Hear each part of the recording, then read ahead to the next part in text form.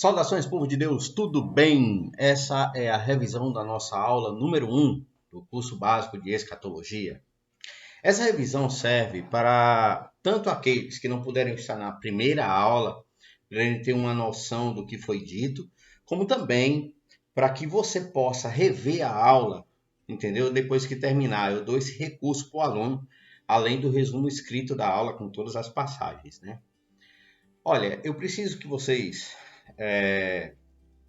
tenham a noção de que a aula ela foi um preâmbulo de tudo aquilo que gerou, que construiu o ambiente para que a revelação do Apocalipse pudesse ser recebida.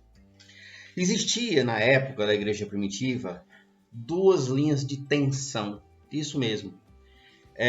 Existia a tensão externa e a tensão interna. Essa tensão ela se deve a diversos fatores. Primeiro, entre Malaquias e Mateus não existe hipoteticamente nada quando você abre a Bíblia, mas este nada simboliza 400 anos de palavra não revelada e de que o sobrenatural não se manifestava de maneira pública ao povo de Israel. O povo, ele ficava pensando, olhando para a lei, olhando para os sacerdotes, olhando para tudo aquilo e lembrava da época que Moisés abriu o mar, das pragas, dos milagres, lembravam de Elias, lembravam de tudo aquilo. O povo de Israel se sentia órfão de sua própria condição de povo de Deus quando se deparava com essa ausência da manifestação de Deus. Então, no ano 70 a.C., né, o Império Romano ele invade a Judéia e aí a dominação de Roma sobre a Judéia se torna uma coisa ainda mais pesada. Israel tinha sido invadido diversas vezes.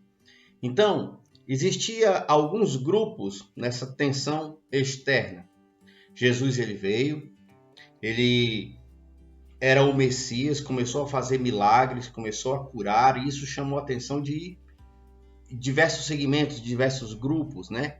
Essa tensão externa vem do grupo dos judeus sinedrinos, que eram os sacerdotes do Sinédrio, e simpatizantes, e esses tinham fariseus e tinham outras correntes judaicas ali, ou seja, era um grupo muito miscigenado, mas muito coeso. Além dos judeus sinedrinos, havia também os zelotes, um grupo extremamente perigoso e fundamentalista. Era uma mistura de grupo terrorista com partido político e alguma coisa um pouco pior. Porque assim, os zelotes eles não se conformavam com a invasão e a dominação de Roma.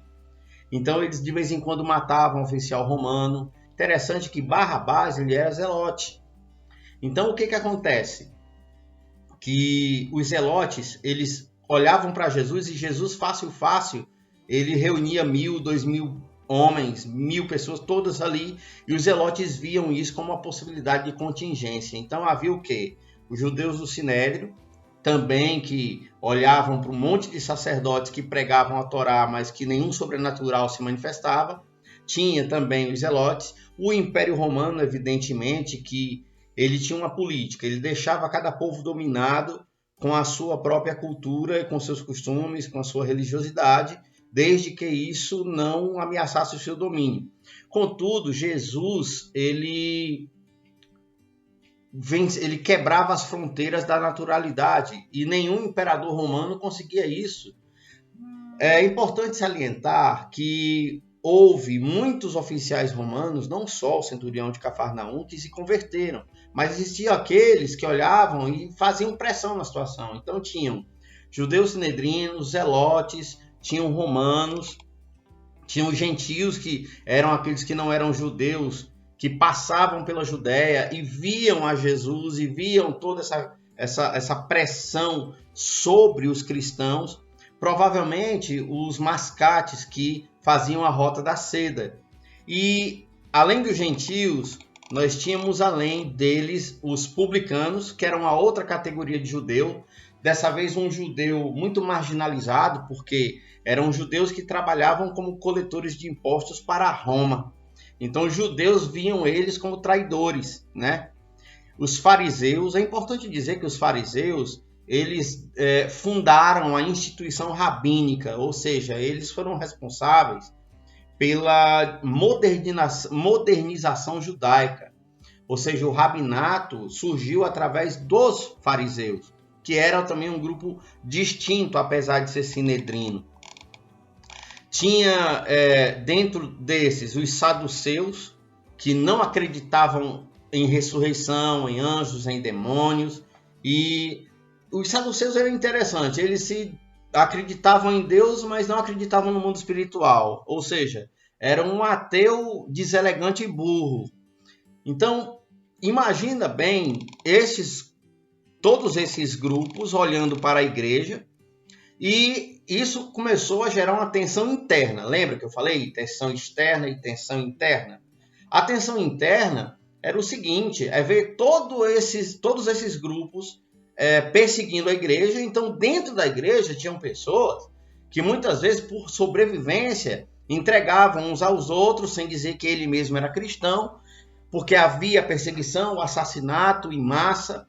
Então, perceba que isso tudo, Jesus aqui. Aí Jesus ele ascende. A igreja fica sob a presidência de Pedro, mas com todo esse cenário tenso. Um cenário extremamente cheio de tensão. E aí o povo, ele olha como se fosse duplamente órfão, porque ele começa a dizer, poxa, 400 anos de silêncio. Aí o Messias vem, faz todo esse milagre, matam ele, ele ressuscita, acende o céu e deixa para nós o quê? A palavra. Jesus, em Mateus 24, ele começou a falar dos tempos do fim.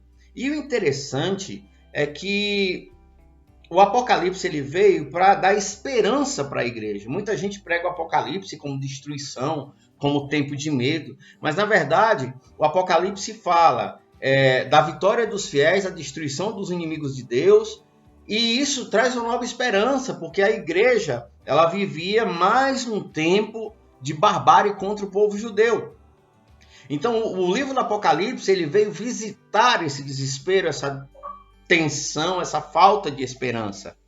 É interessante que escatologia, ciência das últimas coisas, não trata somente do livro de Apocalipse.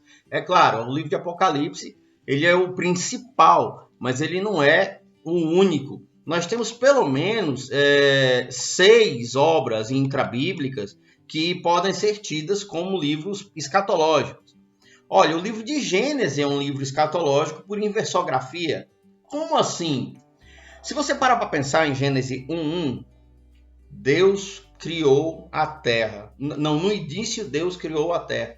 Bom, por inversão, no início me diz que vai ter um fim. Criou, por inversão, me diz que vai ter um final, uma destruição, um arremate, uma conclusão.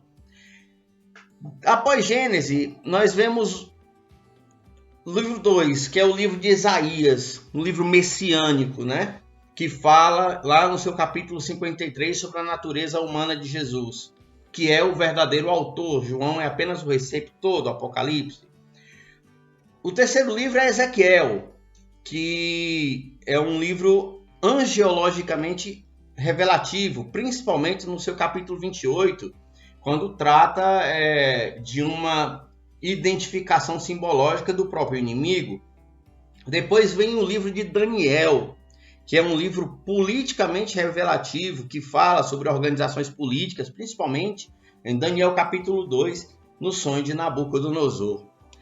O quinto seria o Evangelho de Mateus, porque o capítulo 24 de Mateus, na verdade, ele seria Apocalipse capítulo 1. Não sei se você sabia que a escatologia considera Mateus 24 o legítimo primeiro capítulo de Apocalipse. A função do livro de Apocalipse é exatamente essa, trazer esperança ao povo, trazer consolo, alento. Na aula, nós vimos um pouco mais sobre cada coisa, mas lá do resumo escrito, você vai ter maiores detalhes sobre cada uma das coisas. Isso aqui foi um arremate para que você não tenha a sensação de tanta perda, até porque eu deixei aqui 2 links, né, que são o material de casa, que são 2 vídeos para assistir, que vão ser necessários para a nossa segunda aula. Beleza? Isso foi um resumo. Também tem um resumo escrito com todas as passagens bíblicas e referências, o que vai ser muito útil para você. E eu espero que realmente você esteja gostando do curso. Sempre vai ter isso. Vai ter a aula e vai ter essas duas formas de revisão. Beleza?